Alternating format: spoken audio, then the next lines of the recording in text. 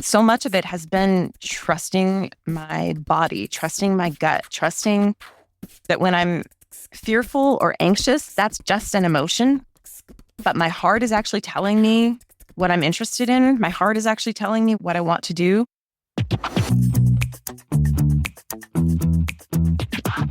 This is the Happen to Your Career podcast with Scott Anthony Barlow.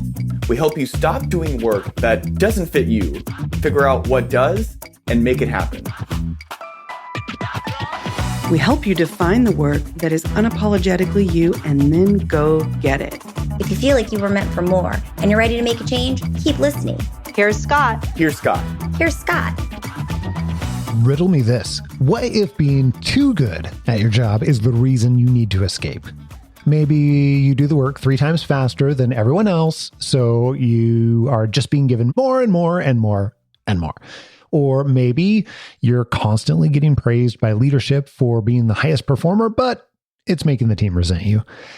Maybe you're an educator whose relator strength causes your students to adore you and want to be around you, but you're beginning to feel overwhelmed by the weight of it all. I was building so many relationships and I was leaning so hard on that it was burning me out. I was not practicing my other strengths and I was just beating the heck out of that relation strength. And just thought, this is not sustainable. Sandra had been working in education for 12 years, and for a time, she absolutely loved it. She was getting to use all of her strengths. She was really thriving in her role. However, over time, she realized her growth plan was not in alignment with her administration's plan for the future. Additionally, the role that she had been placed in was no longer allowing her to live her strengths and utilized all of her tendencies. So she was having that feeling. You may know that feeling, that pigeonholed feeling, and it was causing her to be burned out. When Sandra reached out to us, she knew that she was done in education, but she wasn't sure what she should do next. And in our conversation here in a moment, you're going to get to hear how she went from thinking the solution to her problem would be finding a new job that fit her, all the way to realizing that she might even want to start a business that she'd had in the back of her mind for years. Sandra's story, well, I think you'll find it has great examples of discovering what it means to do meaningful work in a way that's unique to you. And you're also going to hear how she asked for severance from her education role, how she overcame her long-held limiting beliefs about entrepreneurship, and how she added a really meaningful mission to her new company in order to make the impact that she really wanted in the world. Okay, so if you're someone who is wanting to get out of education, maybe even start your own business, but certainly find more meaning in your work, you're going to be interested in Sandra's story. All right, here she is explaining where her career began. I did not love my educational experience. I felt like when I was in school, I probably could have done a lot better than I did, but I never felt like school was doing anything. It wasn't teaching me anything that I was interested in, or not a whole lot that I was interested in. Yeah. I moved to a smaller school my junior year and for the first time experienced positive peer pressure to get really good grades. And so then I did. Then I was part of the National Honor Society, but it was really the culture, not the substance of learning. So fast forward, I'm a young mom. I've got an almost 2-year-old daughter. And I'm about to give birth to a baby. My marriage is in shambles, but I don't really know why. And then I end up being a single mom of 2 little girls. And from early on, I had really strong opinions on what learning was. I felt that we were born learning. We came out of the womb. That's the first thing we did was try to figure out how to get comforted. And from then on, all that happened was that we kept learning and the people around us cheered us on. They thought we were delightful and wonderful. We would take a first step and fall down and they'd be like, yeah, good job. You're amazing. Good job. Try again. And then we get to school and they start giving us red marks and we start feeling stupid because we learned something that was not the point of the story. Even though we still learned something, that wasn't what was on the test. And so I began to feel like I wanted my daughters to to experience the love of learning for as long as they possibly could. So I homeschooled them. I felt like we learn what we want to learn when we want to learn it, that we're all capable of it. And I love, I'm learning every year. I wouldn't say I'm an expert by any means, but we love to grow vegetables. I'm learning more about growing flowers. And I just felt like all of life should be school. So they learned how, when they were 4 years old, they learned how to do their own laundry, and they learned how to, they unloaded the dishwasher with me, and we cooked dinner together. And so all the things that make up a life were considered school. So I was a single mom, so we didn't get to do a lot of, lots of families go on great vacations, and we didn't have any money, but I tried to I tried to give them as much agency as possible over their learning. Yeah. Very cool. So that was your introduction into education. Yes. And then we got to the end of their 8th grade years, my oldest daughter, and I'm like, wow, I don't know what to do now, because I knew high school counted for credit. I didn't know if I wanted to deal with the accreditation in Oregon, and I didn't really know what to do. And that year, I got an email about this charter school that was opening up. They were hoping for 100 students, along with my daughter, ended up with 150 the first year. And it was a unique approach to education. It was all about empowering the students, that they weren't supposed to be cookie cutter, that they had their unique strengths, and they wanted to encourage them. And I'm like, oh my gosh, this is exactly Sign me up. What I believe. Yeah. And then I'd gone back to school at age 33 and finished my bachelor's degree while I was single momming and homeschooling. And so later, 2 years after my oldest daughter started, it was time for my youngest daughter to start at RPA, and they offered me a job. And I've been there ever since 2011 until last year. That's a great story, first of all. And second of all, one of the things I'm curious about then, you eventually decided you wanted to leave education. What caused you, or what led you to have that realization that you wanted to leave? So at RPA, because it was a charter school, I didn't have to have a master's. So I just have a bachelor's degree, and I was able to teach business classes. We did that part-time. And so RPA now has around 900 students in grades 6 through 12. When we started there, it was 150 students in grades 9 through 12. So it's grown, enormously. Yes. And I got to be part of that growth. So every year, my job would change. And at one point, one of the assistant directors called me the Swiss Army knife of RPA. And I was just in my, I loved it. I love solving problems. I love being needed and being able to be helpful and knowing a lot about everything, so that when somebody comes with a question, I can help them find an answer or move forward in the ways that they're stuck. And then at some point, you stop being an entrepreneurial endeavor and you start being a business. And the last business problem to be solved was marketing. And so I just sort of got stuck in marketing. I love entrepreneurial concepts, and I'm interested in marketing as it relates to those things, in terms of, it's taught me a lot about thinking like my customer instead of thinking like a business owner. Yes. Which is super important, as you know. As it turns out, yes. Yes. If you don't understand who your customer is, then it's going to be challenging to be able to serve them in different ways. Exactly. And so I got a lot of training in that, and it was super helpful. I always found myself drawn to entrepreneurial conversations. So I taught entrepreneurship, I taught branding and marketing, and classes like that. And that was half of my job. And then the other half of my job was to do the marketing and community outreach for the school. And I did that with excitement the first few years. And then I could feel boredom setting in. So I tried thinking, well, what would be cool for us to do? And a lot of those cool ideas were often beyond maybe what our customers were ready for. Or at least that's what the director's opinion was. He's a very smart man, and it's his baby, and he's probably right in some ways. But I just found myself not interested in trying to make people think things that they don't already think. I am interested in helping them solve real problems for themselves.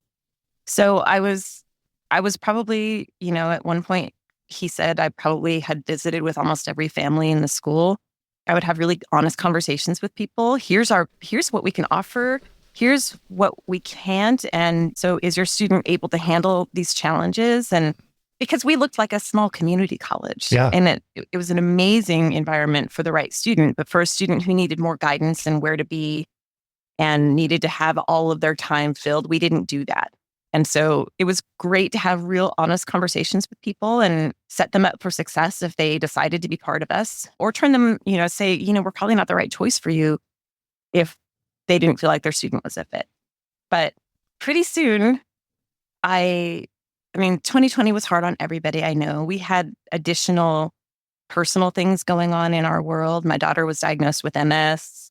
Oh, wow. A freak storm came through our farming community and just destroyed things, knocked a friend's house down and twisted irrigation lines around each other. And our dog died. They told us my mom was not going to live much longer. It was just... That's a lot. It is. Everybody had their stuff, right? But Sure. It was just walking that life kept going. And then Yes. there's all this other stuff. So obviously that was very wearying. And all teachers can attest to what 2020 did to education and to everyone's mental health, teachers and kids. And so coming out of that, we noticed quite quickly that we had students in front of us who had been changed, and not necessarily always for the better.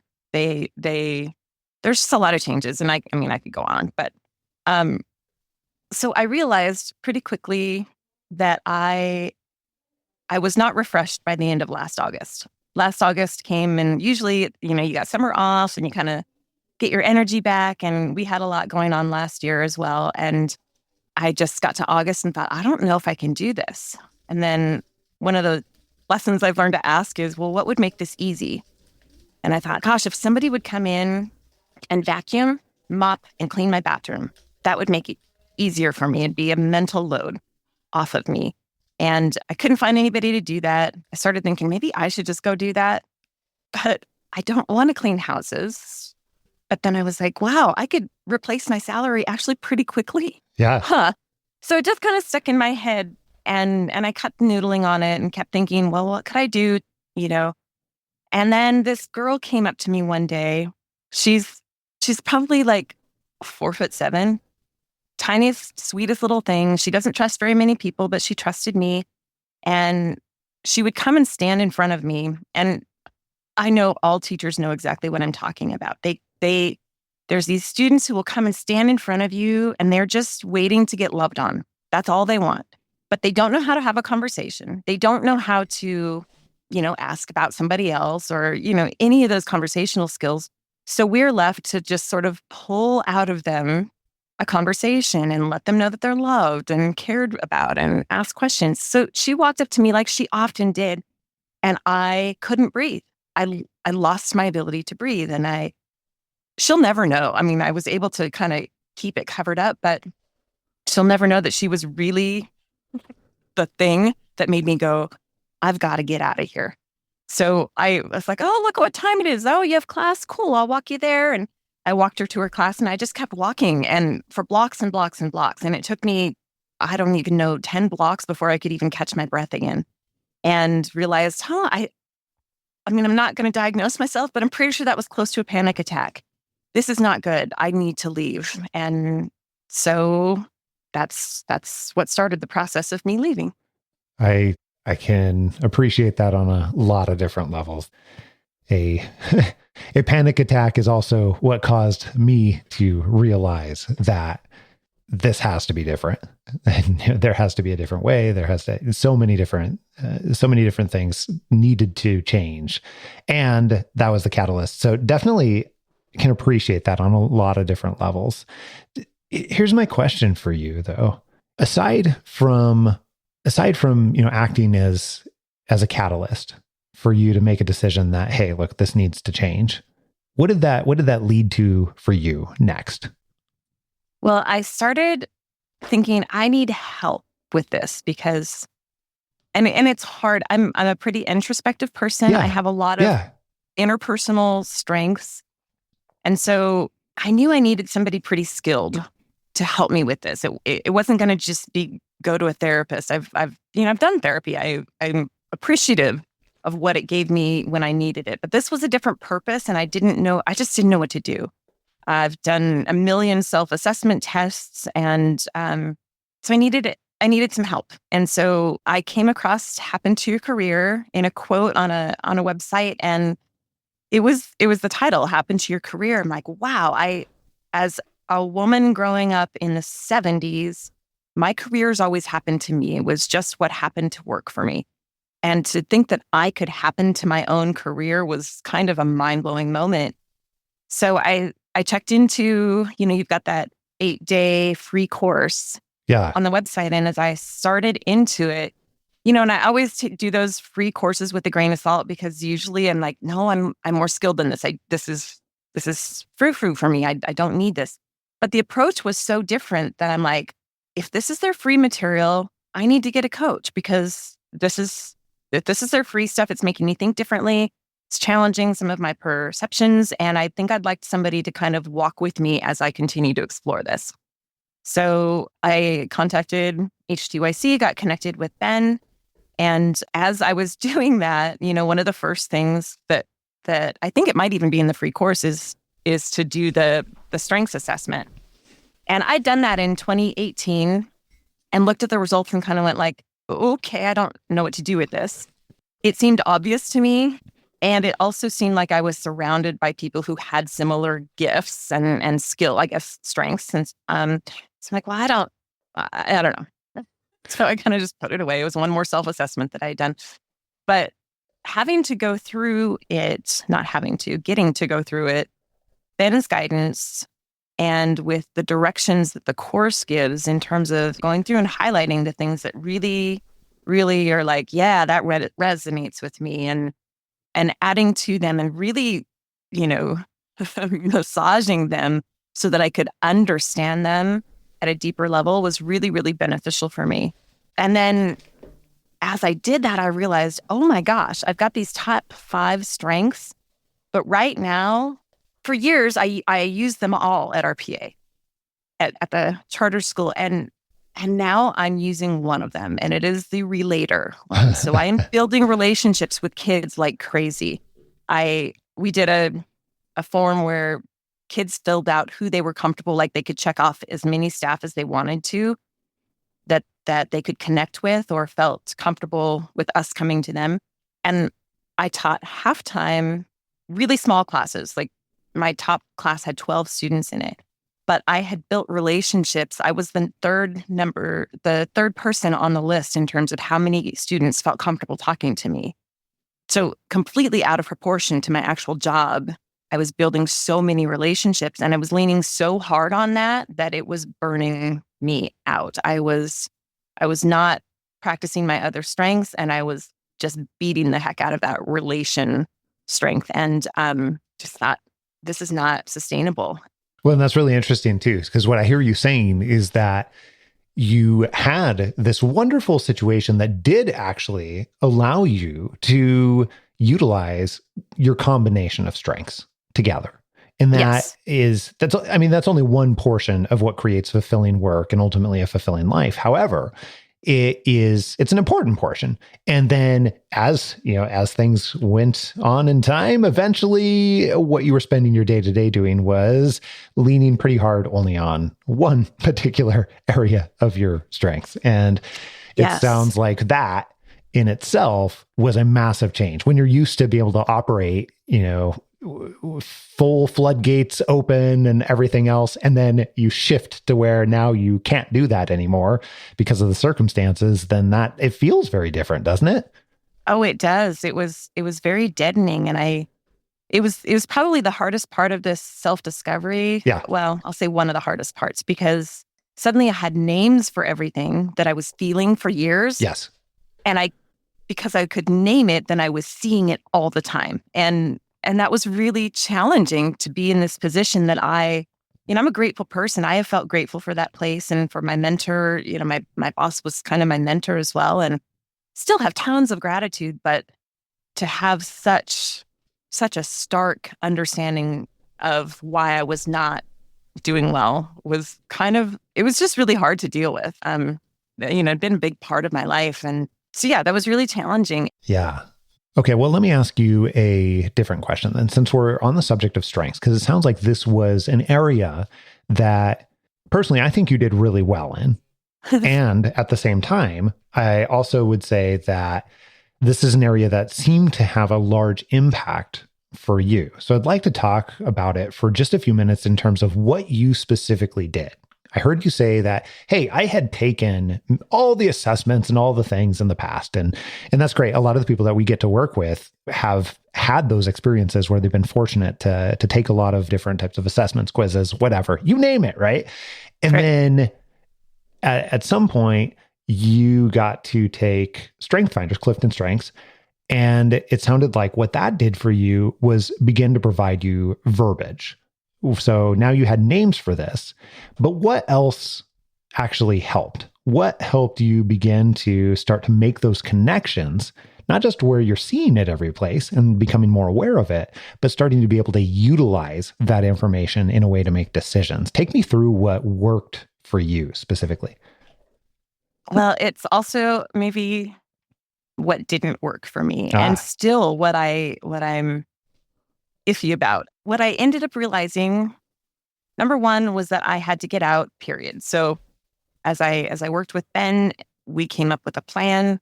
He supported me through that, and I got out. And I realized it was so scary to put my needs first when I didn't really have a plan yet. But I decided to take that risk and do that. So then that, even though I was still working until December 15th, I had some mental space because I knew it was just getting through. So once I started having some mental space, I started the process. Like I kept going with the process that the HTYC course takes a person through.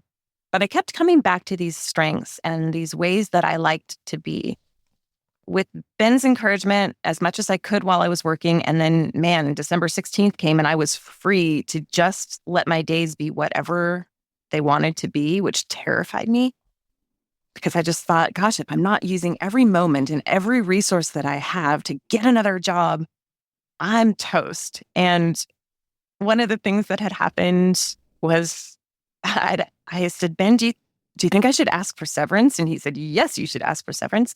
So he helped me come up with the way I was going to ask. And I got to tell you, Scott, I'm a fairly confident person. My boss and I have a friendship as well as a mentorship, as well as he's my boss, like very multifaceted. I squirmed. I turned beet red. I broke out in sweat. I couldn't look directly at him. I had to look in my lap to get through this conversation to ask for severance. So I was really proud of myself for doing that. And I asked for twice what I needed, knowing how he tends to operate. So he gave me half of what I asked for, which was actually what I needed. And then I realized I could tap into my retirement. I could just take some time and heal up. And so I did that. So now my slate is clear. Like I have no commitments and I can start resting and trusting myself and listening to what my body seems to want. So I'd come in I rearranged my spare bedroom so that I have a desk where I'm with you right now. But on the other side of this desk is just an open space with a big old fat yoga mat. And I can lay there. I could do yoga every morning and I could lay there and just ask my body, what do you need today? And to be honest, for months and months and months, it was, I need to not do much. So we were gardening, it's very physically active, but I just took tons of time this year and continued working with Ben, continued to try to hone down these strengths. But I remember the point, and he actually made a note of it too, in one of our sessions where I just thought, Ben, I don't think anybody will pay me for this. It's really hard for me to imagine that. And if I'm being honest, it's still hard for me to imagine that. And so all of this time that this has been going on, this idea about house cleaning has stuck in my head. I could replace my income. And then I started thinking how I'd been looking around the school and seeing this new generation that they don't want to work 60 hours a week on salary. They don't want to give up their personal life. And why should they? We've We've left them a planet that's beat up. We've left them the inability to buy their own home. What we would call the American dream is not in most of their sight or reach any longer. And so we had good reasons for working all these hours because we were working towards something, but they don't have that same vision. And I just started thinking, what if I built a cleaning company? What if I did this thing where I could take really good care with these young people who didn't know what they were doing after high school, like I didn't, and yet they're bright, they're hardworking. It's not that they're flaky; it's just that they don't want to give their entire life over to a company or a business. Yeah. And it's just so funny because I've always had entrepreneurial ideas, and I've never, ever, ever, ever wanted to have employees. And even when I started this idea, I was like, oh, they're going to be contractors. And then I realized if I have a company, then I can take 10 minutes at our staff meeting and talk about personal finance and help them understand that they could be a millionaire by the time that they're 65 and help them build into something, help them understand why credit cards are a terrible idea. All of these bits and pieces of education that I've loved for so long that people don't know. And frankly, like if Oregon, they passed a personal finance requirement to graduate from high school, but if you don't have your own money, and most high schoolers aren't working a job, if you don't have your own money, then personal finance means nothing. So again, you're shoving open their mouth, pouring a fire hose down there, giving them a grade on it, but they have no practical application for it. Really, where personal finance, in my opinion, needs to be is in those young years where you've got service workers out with their first jobs, and that's where personal finance needs to be introduced. I'm like, why can't I do that? Why? So I just realized, contractors are not going to sit for 10 minutes and listen to personal finance. They're going to get on with their day. But if I'm paying them in a staff meeting, because I've long believed if you want people to care about what you're saying, you have to pay them. You have to build time for it and pay them for it. So I just realized this needs to be employees. So I'm building a business with employees, which I never thought I would do. Let me ask you about that really quick. So you got all the way from, I need to find the next opportunity, the next job, next role, all the way to that migrated into, I've had this business idea in the back of my head, to the point where you're now realizing, look, part of the way I want to make an impact is by doing something that I didn't ever think that I would do. And here's my question. It sounds like you're really starting to bring, for you, much more meaning into this business idea, and kind of taking the core of this idea and turn it into something that is more meaningful for you. So tell me a little bit about what else transpired. What does the idea look like now? But also what I'm really curious about is how you have experimented with this along the way. Well, I guess to go a little bit back to this strengths exercise. Yeah. I found a few jobs that looked pretty interesting. They would give me lots of flexibility. They gave me a lot of autonomy. And in the end, like the one that I found, it's a company that builds really cool training programs for HR offices. And I just thought, even that, I just think I'm going to get bored. I think it's not what I want. I really want autonomy over my life, which feels so, at age 53 as a woman in America, at age 53, who grew up in a very patriarchal system, I feel like I'm so out of my league asking for that for myself. And that's where Ben really came through as well, was just encouraging me to take ownership of these things that I want for myself, to believe them. So I love your question, right? How did I get from there to there? I think so much of it has been trusting my body, trusting my gut, trusting that when I'm fearful or anxious, that's just an emotion. But my heart is actually telling me what I'm interested in. My heart is actually telling me what I want to do. And so I think, I can't explain it, except that I think my previous I don't know, forays into the idea of entrepreneurship was always, it was kind of based on a get rich quick kind of a mentality. Like that's what you had in your head, thinking about entrepreneurship or building a business. That's, you sort of associated it with, I don't know, whatever you see for get rich quick type of exactly. situations. Yeah. Yep. Yeah. Oh, 3 weeks and you can be blah, blah, blah, blah. And I think that that's sort of what I had in my head. And this, as it's come together, and I can't even tell you how it feels like a gift. It doesn't feel like I've thought this up.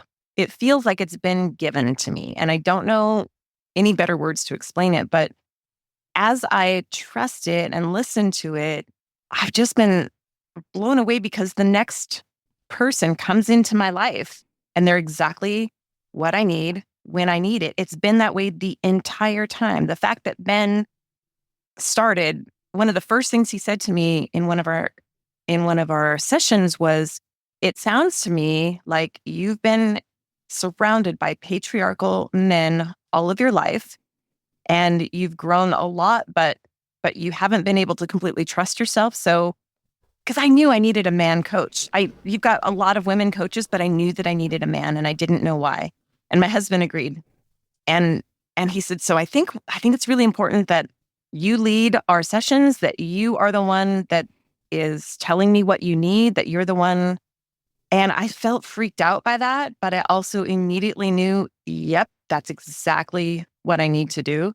And how are you going to do that, right? If you haven't practiced it on purpose. Yeah. Exactly. Yeah. Carries over to everything. It really does.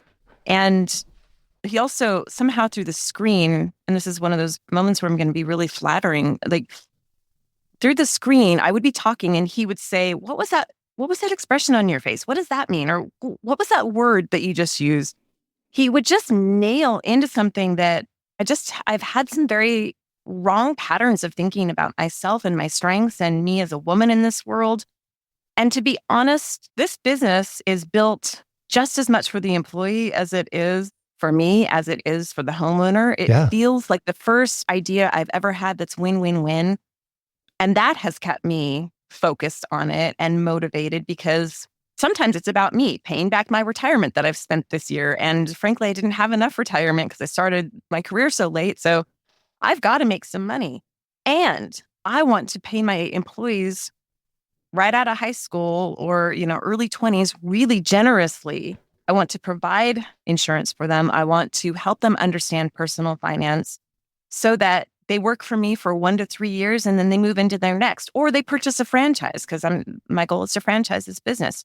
And all of those things have kept it. And obviously I think it's a value to the homeowners that we're going to serve. So I feel like sometimes it's all about me and other times it's all about that employee and other times it's all about what kind of service are we giving. And all of those, it's like that tripod that holds up the stool. It feels very like this is the most solid I've ever felt.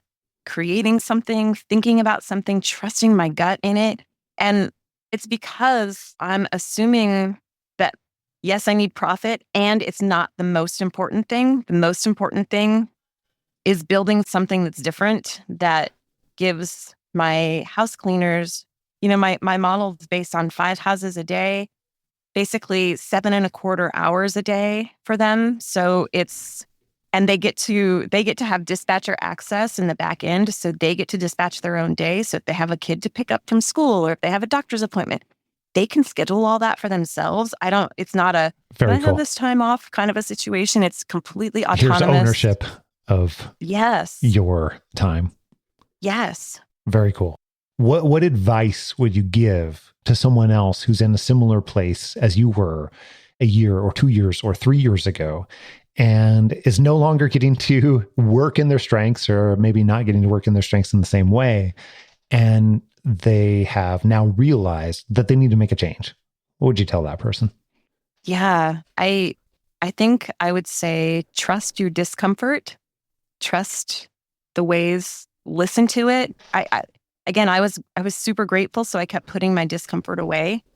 And I've realized since that I can have gratitude and acknowledge my discomfort. Before I just thought I kind of had to, there's all these things, but I'm just going to focus on this thing that I'm grateful for. And that's not wrong at the same time, I think we can be super grateful for our circumstances, for where we've been and where we are. And we can trust the discomfort that we're feeling, and maybe even give it more attention than we do the gratitude for a little bit, right? I think we don't want to be jerks. We don't want to be entitled. Trusting our discomfort, and then ask our body.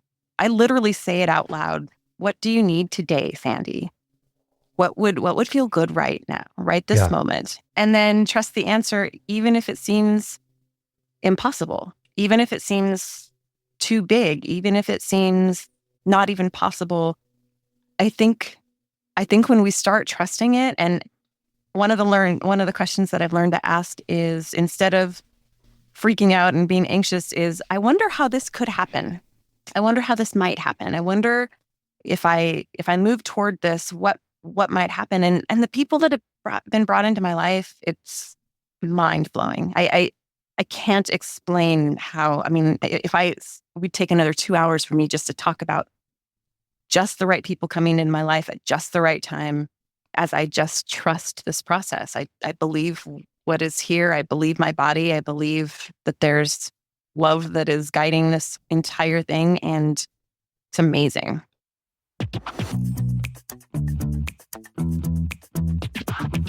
Most of the episodes you've heard on Happen to Your Career showcase stories of people that have taken the steps to identify and land careers that they are absolutely enamored with, that match their strengths and are really what they want in their lives.